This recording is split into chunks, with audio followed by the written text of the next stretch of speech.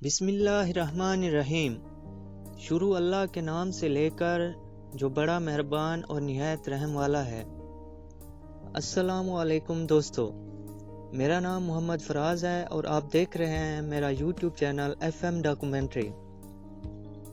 دوستو، آج میں آپ کے ساتھ ایک نہایت ہی دلچسپ ویڈیو لے کر حاضر ہوا ہوں، جس میں میں آپ کو بتاؤں گا کہ سلطنت عثمانیہ کا بانی عثمان غازی کون تھا، آپ کی کتنی بیویاں تھیں اور آپ کی کتنی اولاد تھی، آپ نے کن کن جگہوں کو فتح کیا، اسلام کے پھیلانے میں آپ کا کیا کردار تھا، آپ کی وفات کب ہوئی۔ تو آئیے شروع کرتے ہیں۔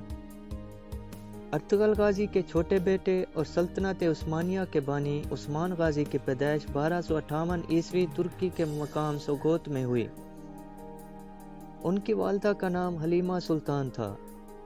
آپ نے 2 شادیاں کی۔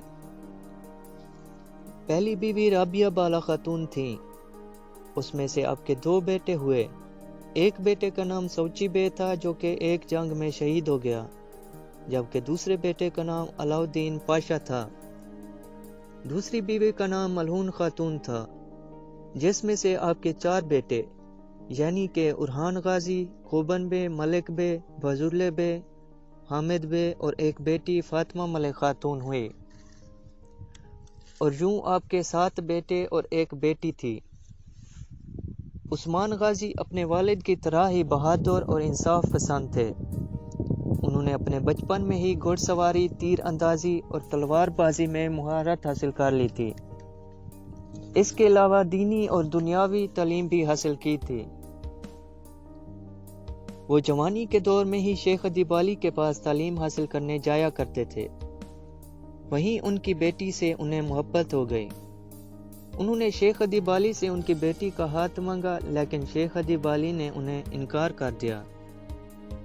عثمان غازی کے علاوہ بہت سے ترک سرداروں نے بھی ان کی بیٹی کا ہاتھ مانگا، لیکن شیخ ادیب علی نے انہیں منع کر دیا۔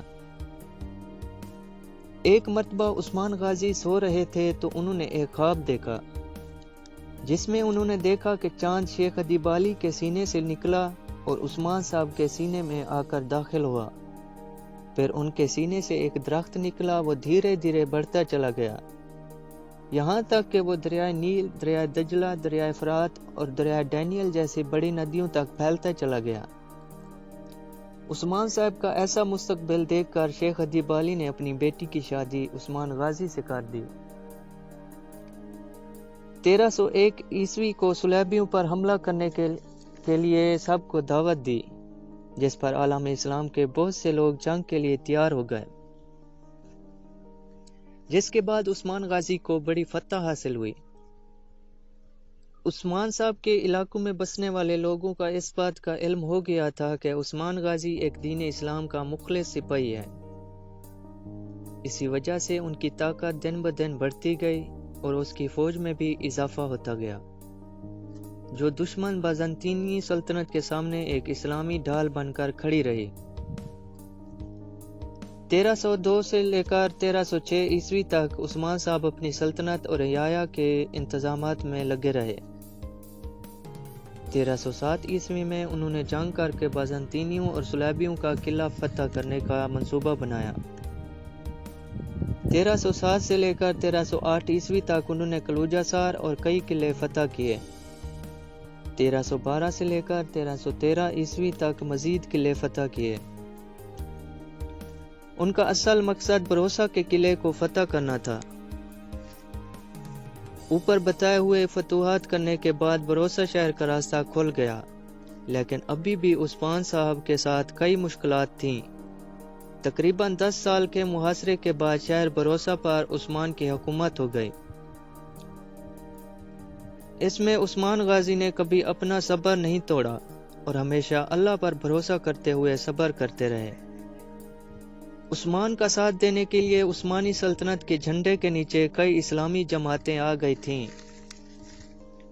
جماعت غازیہ روم یعنی کہ رومی غازی، یہ جماعت ہمیشہ سے ہی عباسی خلافت کے وقت سے ہی اسلامی سرحدوں پر ہی رہتی رہی ہے۔ ان کا ایمان پختہ اور ایمان کے لیے مر مٹنے کے جذبے نے عثمان غازی کا ساتھ دیا۔ جماعت اعلیٰ خیان، یہ ایک ایسی جماعت ہے جس میں مسلمانوں کی مالی مدد کی جاتی تھی۔ یہ مسجدیں بنوانا، دکانات، مدارس وغیرہ اور اسلام کے لیے لڑی جانے والی جنگوں میں یہ پیسے لگایا کرتے تھے۔ یہ جماعت بڑے بڑے مسلم تاجروں سے جڑی ہوئی تھی جو اپنا مال امت مسلمہ کے لیے وقف کر دینا چاہتے تھے۔ جماعت حاجیات روم، یہ جماعت مسلمانوں میں تعلیم پھیلا کر اسلام کی تبلیغ کرتے ہوئے لوگوں کا اسلام پر بھروسہ بڑھاتے اور لوگوں کا اسلام پختہ کرنے میں مدد کرتے تھے۔ 21 اگست 1323 عیسوی میں سوگوت میں عثمان غازی کی وفات ہوئی، جس کے بعد ان کی وصیت کے مطابق انہیں بھروسہ شہر میں دفن کیا گیا، وہیں پر اس کا مقبرہ بنایا گیا۔ اللہ پاک ان کی قبر پر کروڑوں رحمتیں نازل فرمائے، آمین۔ تو دوستو، آج کے لیے اس ویڈیو کا اختتام ہوا۔ ملتے ہیں ایک نئی انفارمیٹیو ویڈیو کے ساتھ، تب تک کے لیے مجھے اجازت دیجیے۔ اللہ حافظ۔